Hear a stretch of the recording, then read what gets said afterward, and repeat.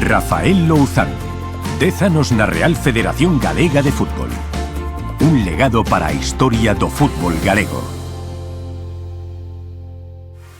Rafael Louzán Abal foi elixido este luns 16 de decembro presidente da Real Federación Española de Fútbol.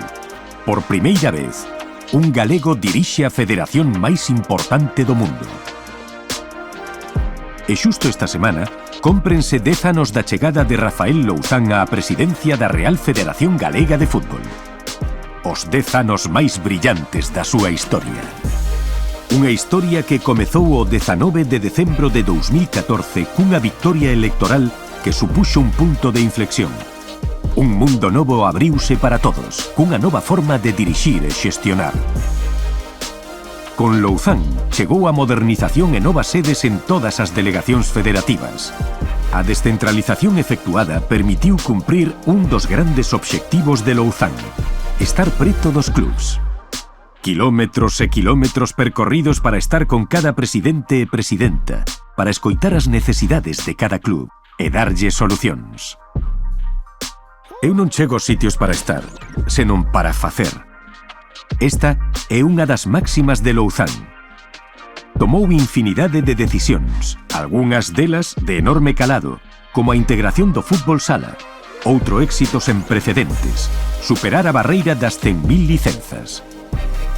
A integración do fútbol veterano, o gaélico e recentemente o fútbol a pé. Todos dentro da gran casa do fútbol galego. O fútbol feminino necesitaba de alguén que apostase de verdade e os resultados falan por si sós, pasando de 2.000 a 10.000 licenzas, cunha estrutura competicional sólida, con ligas femininas creadas en todas as categorías. Galicia pasou a ser a envexa do resto das federacións pola organización de grandes eventos deportivos, como a Eurobeach Soccer League en Sanxenxo ou partidos das seleccións absolutas de fútbol e fútbol sala. O 20 de maio de 2016 voltou á selección galega cun partido contra Venezuela en Riazor. E 8 anos máis tarde, Galicia volvía a xogar en Balaídos contra Panamá. Tamén voltou a Irmandiña feminina e as seleccións absolutas de fútbol sala. Con Louzán vivimos momentos históricos, como a consecución do título na Copa Rexións UEFA e varios trofeos coas seleccións galegas nos campeonatos de España. Organizamos grandes congresos formativos co máis granado do fútbol e do fútbol sala a nivel nacional e internacional, con Javier Tebas, Vicente del Bosque ou Luís de la Fuente. O colectivo arbitral viviu a súa modernización especialmente no apartado formativo. Cada ano temos mellores árbitros e árbitras, cunha importante representación ao máis alto nivel. Louzán sempre aposta polo diálogo e do consenso. Por iso organizamos o primeiro congreso do fútbol galego, o Balón á Terra, onde todos os clubs e federados puideron realizar as súas aportacións co fin de mellorar o noso deporte. Para Louzán, a saúde dos nosos deportistas foi sempre unha preocupación, e a iso responde outro dos grandes fitos destes 10 anos de xestión. A posta en marcha de clínicas propias da mutualidade que supuxeron un antes e un despois na atención sanitaria aos futbolistas, con médicos de primeirísimo nivel.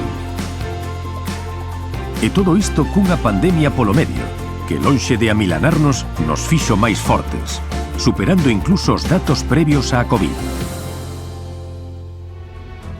En definitiva, 10 anos despois, tendo como presidente a Rafael Louzán Abal, a Real Federación Galega de Fútbol é a mesma, pero parece outra. Rafael Louzán é un gran líder que fixo de todos nós un bo equipo e nos converteu nunha gran familia. 10 anos de xestión de Rafael Louzán, todo un legado para a historia do fútbol galego. Gracias por tanto. Gracias a todos los trabajadores y miembros de la Junta Directiva con los que empezamos siendo un equipo y acabamos siendo una familia. A todos los gallegos de bien, muchas gracias. Gracias por tanto, Presi.